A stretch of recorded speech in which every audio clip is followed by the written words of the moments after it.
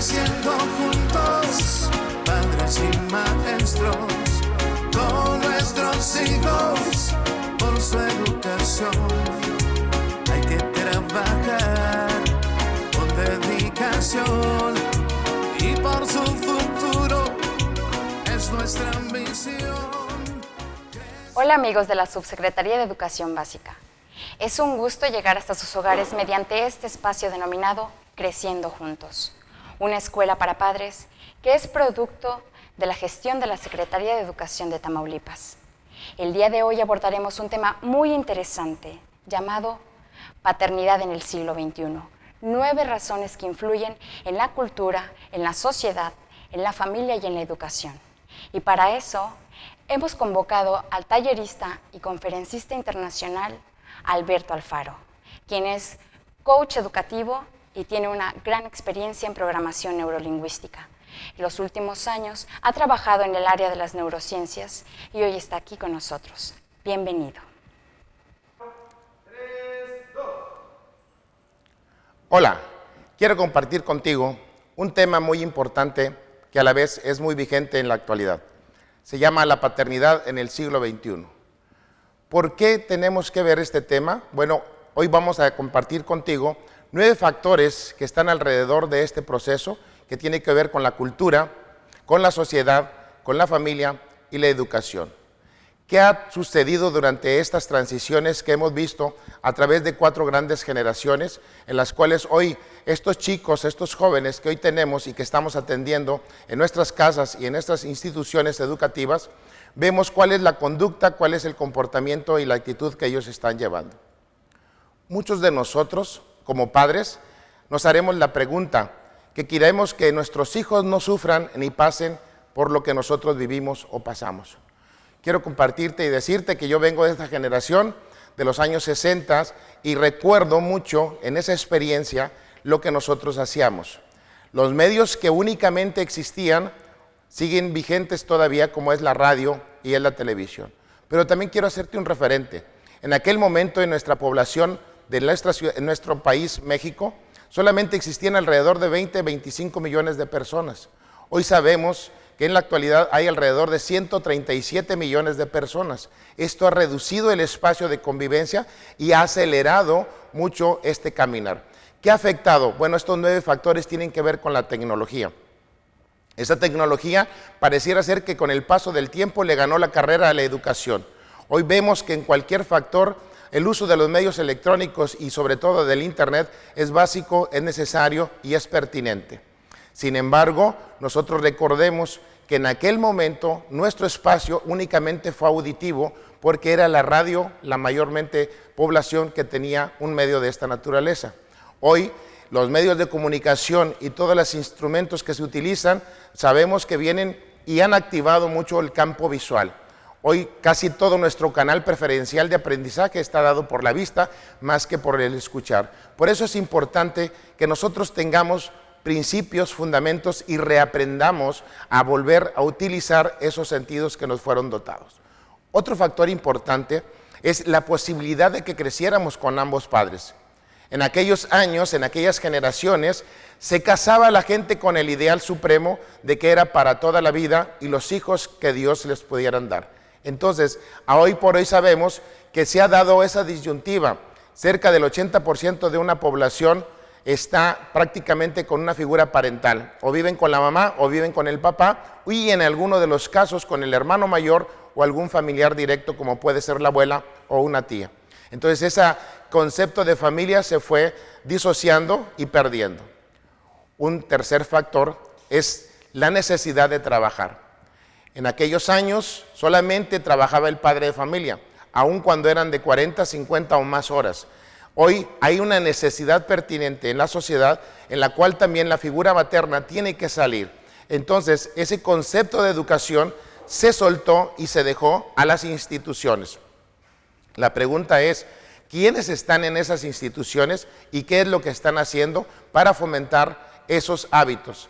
De acuerdo a todos los grandes estudiosos de la pedagogía, hoy sabemos que la principal institución que nos puede brindar un aprendizaje sólido es el hogar Y ahí viene la pregunta, ¿qué estamos haciendo nosotros como padres? Un cuarto elemento o factor sería la escuela y los maestros. En aquel entonces la escuela y los maestros, había problemas como en todo momento, pero los problemas que nosotros vivíamos en aquel año era el uniforme, el corte de cabello, el chicle, el hacer ruido, el tirar papeles.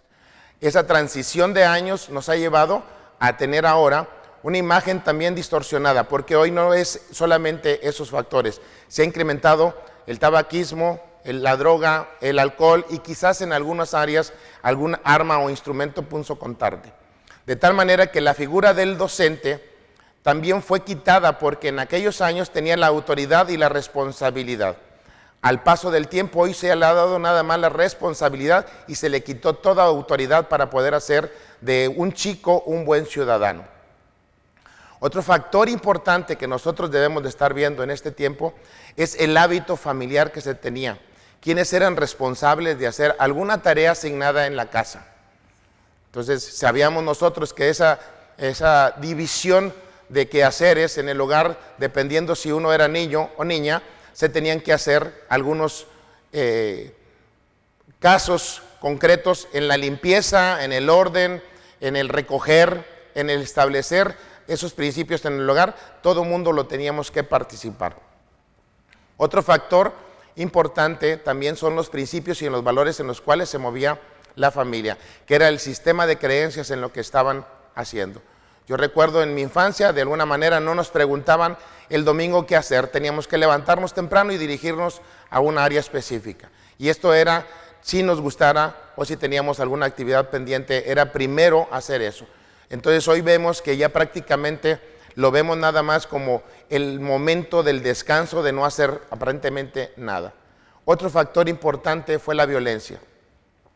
En aquel entonces también había violencia, pero era mínima. Quizás lo más poderoso que había era que agarráramos una piedra o que quizás tuviéramos alguna navaja o algún hecho de esa naturaleza, pero hablar de armas era algo casi imposible en nuestra generación.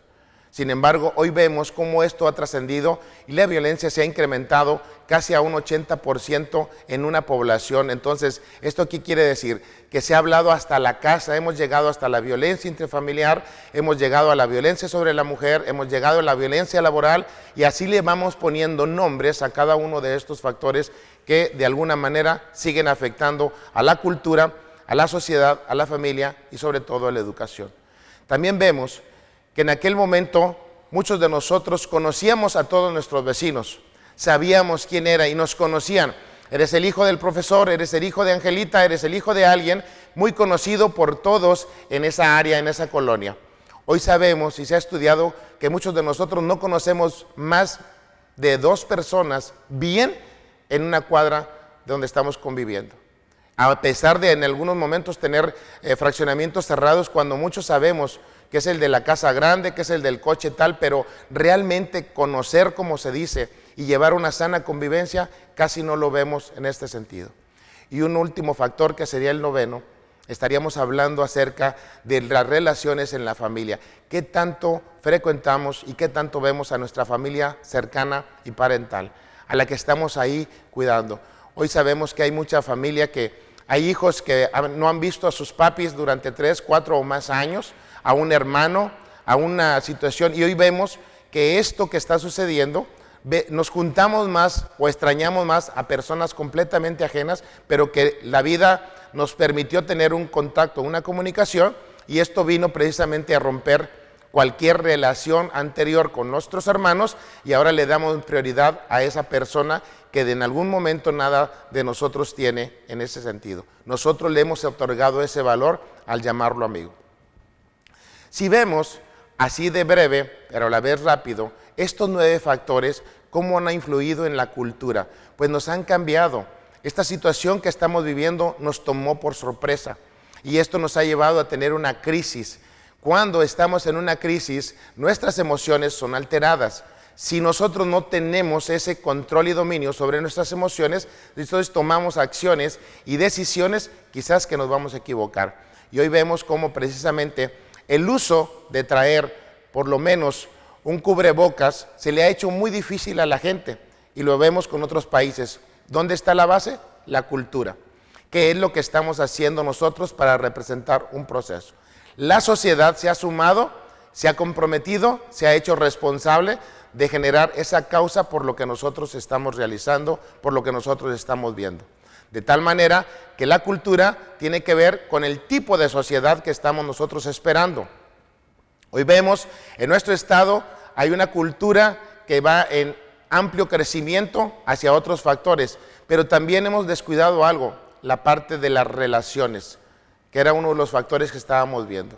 Hoy sabemos que esta dinámica, este dinamismo que se está moviendo en la sociedad nos permite andar tan a prisa y tan a la carrera haciendo una cuestión activista en todas nuestras áreas que nos perdemos precisamente de a veces ver con quién vamos acompañados en un medio de transporte o la gente que vive o está a nuestro alrededor.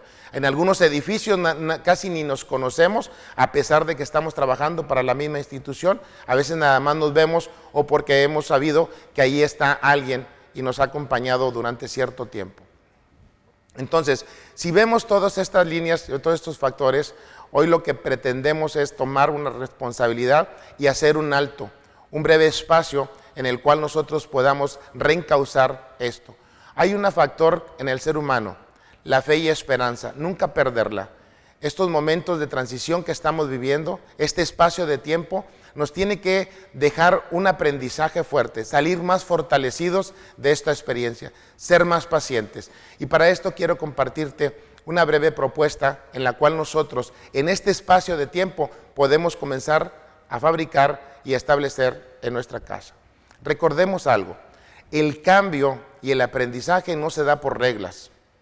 Es decir, si un Estado quiere poner más leyes para conducir a una sociedad hacia algo, nos vamos a dar cuenta que las vamos a saltar o las vamos a brincar. Esto se trata de tener unos niveles de comunicación y esto pasa igualmente en nuestra casa.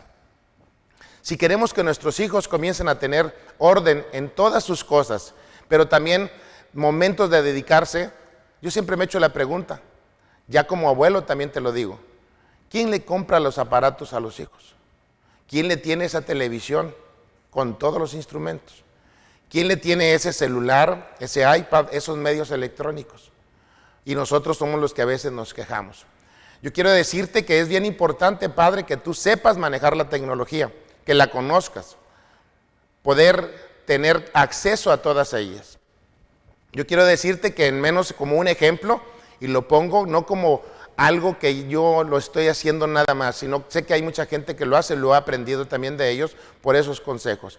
Pero yo, por ejemplo, en mi casa, el teléfono tanto de mi esposa, de mis hijos, de todos y cada uno de ellos, y cualquier medio electrónico, tengo sus claves y tengo sus accesos. ¿Por qué? Porque entre la familia no puede haber oculto nada.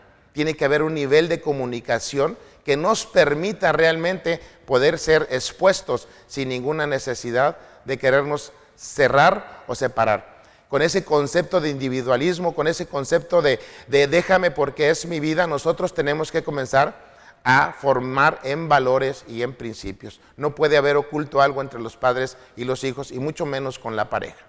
Esto ha traído precisamente la distorsión que nos ha ido permeando y ha hecho que haya rupturas en los distintos niveles y áreas.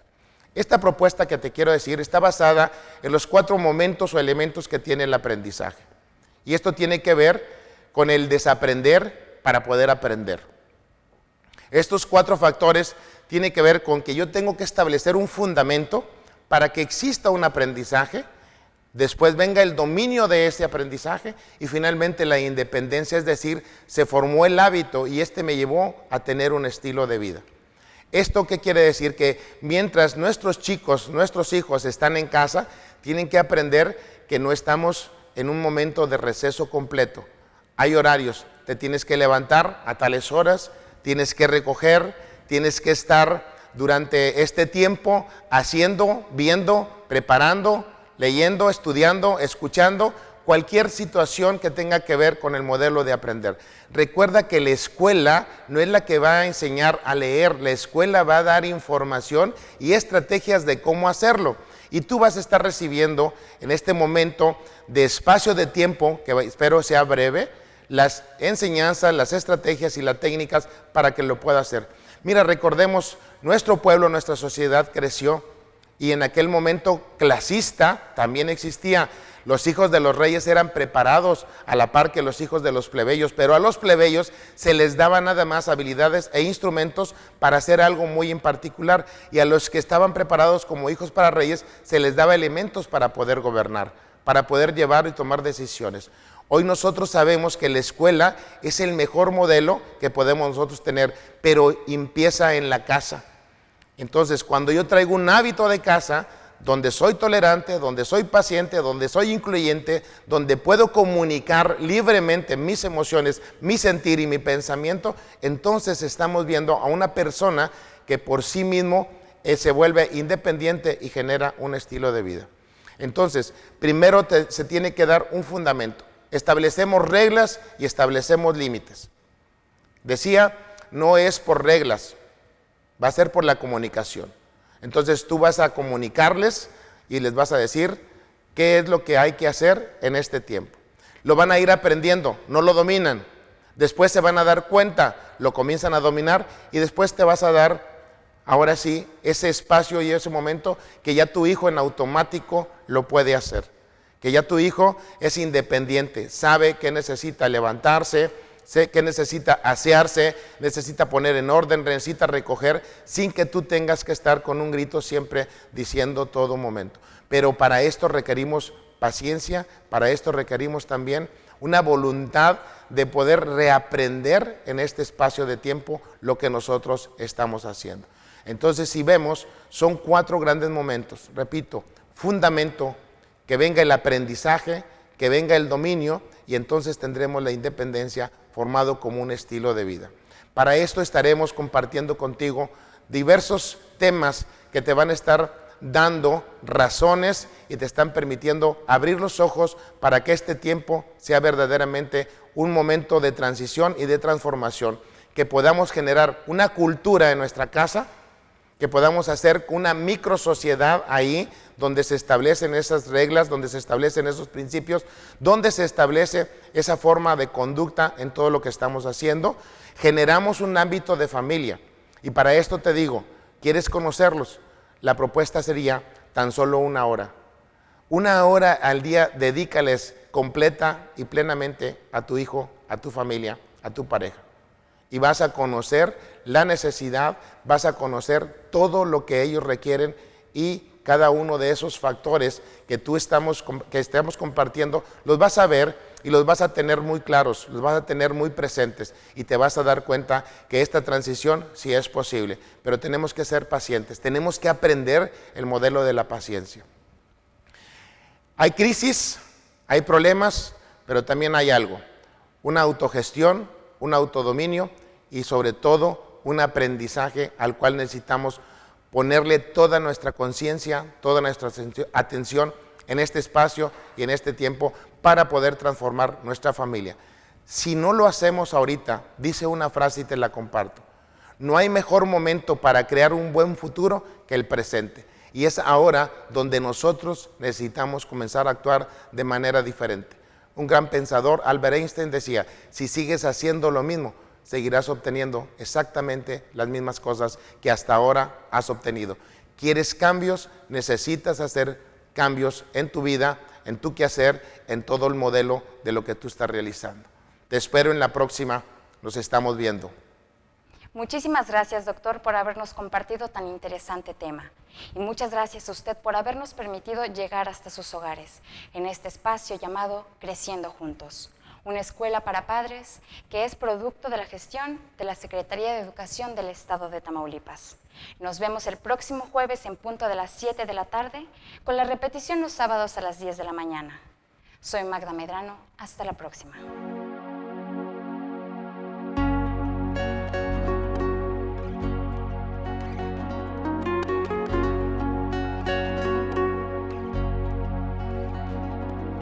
Con amor, tomados de la mano, ser mejor, esa es nuestra misión, para progresar en la educación. Tenemos tareas mejor intención, creciendo juntos, padres y maestros, con nuestros hijos, por su educación.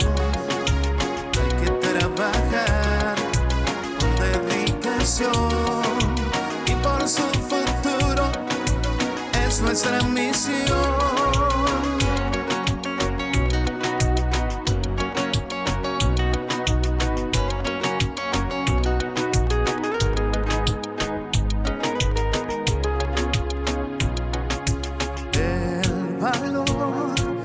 A superarnos es mirar siempre mañana mejor.